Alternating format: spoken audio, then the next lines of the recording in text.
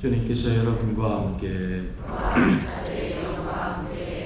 루카가 전한 거룩한 복음입니다.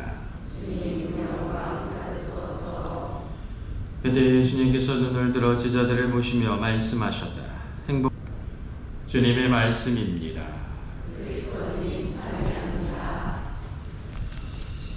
여러분들이 오늘 들으신 이 진복팔단에 관련된 여러 가지 부분들, 루카복음이죠. 루카복음에서 나오고 있는 이 부분들, 많은 경우에 있어서 좀 잘못되어져 있는 종교, 좀 사이비 종교 같은 데에서 말 그대로 세상은 불행의 연속, 세상은 나쁜 것의 연속, 세상 안에서 참 행복은 찾을 수 없으니 너희들이 우리한테 오면 진짜 행복을 찾을 수 있다. 그래서 이 종교를 믿어라 라고 선전하는 것 중에 자주 쓰여지는 대목 중에 하나예요.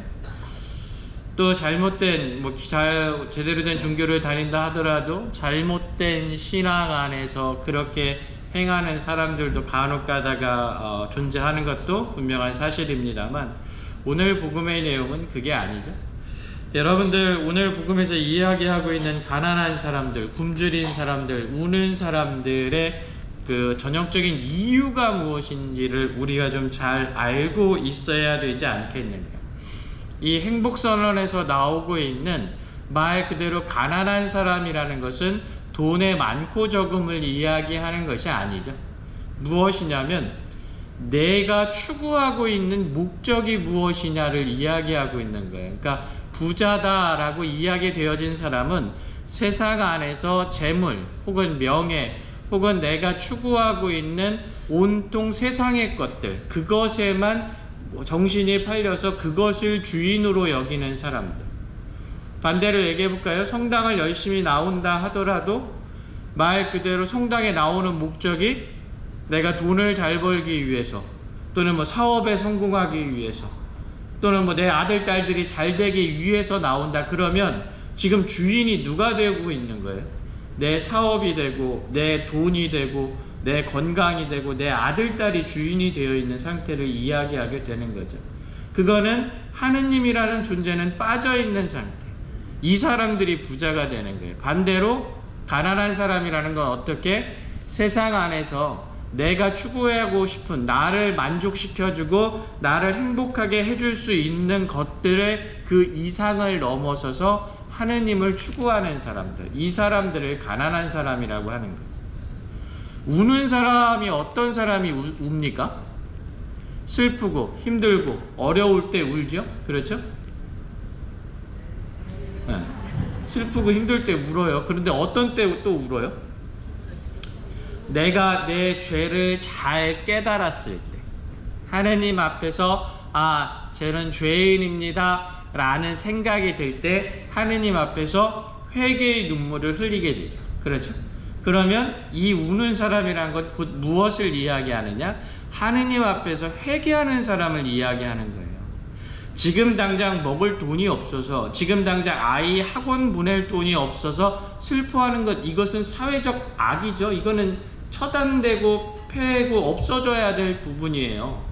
말 그대로 어제 뉴스 보다 보니까 어떤 빌라에서 어떤 40대 여인이 병사했잖아요. 그렇죠? 그런데 그 사람이 그렇게 그냥 아무도 없이 쓸쓸하게 혼자 죽고 아이는 그 옆에서 말 그대로 탈진 상태로 발견돼서 살기는 했다고 하지만, 그런 어떤 현상이 일어나고 있었을 때 그 현상이 그 사람들만의 잘못일까?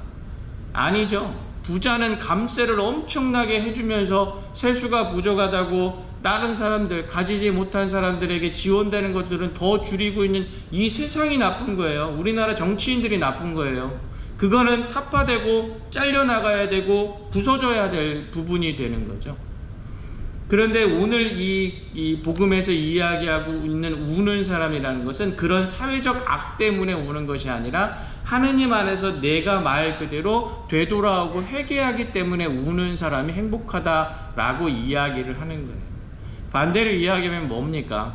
하느님 안에서 회개하지 않는 사람들, 세상 것에서만 만족을 해서 말 그대로 내가 가졌더니 더 갖게 되는 상황 속에서 기뻐 죽겠네 웃고 있는 사람들, 하느님의 정의는 온데간데 없고 내가 가진 것만 더 찾아가지고 내 안에서 웃고 있는 사람들, 그런 웃는 사람들을 오늘 복음서 하반부에서는 이야기를 하고 있는, 그런 사람은 불행하다. 왜? 하느님이 없기 때문에. 그것을 이야기하고 있는 부분이거든요.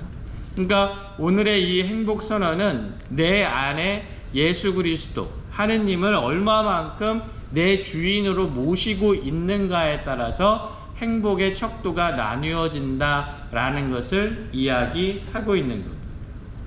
신앙생활 하는데 여러분들 쉽습니까? 신앙생활이 쉽지 않아요. 어렵죠? 그렇죠? 그러면 잘 가고 있는 거예요.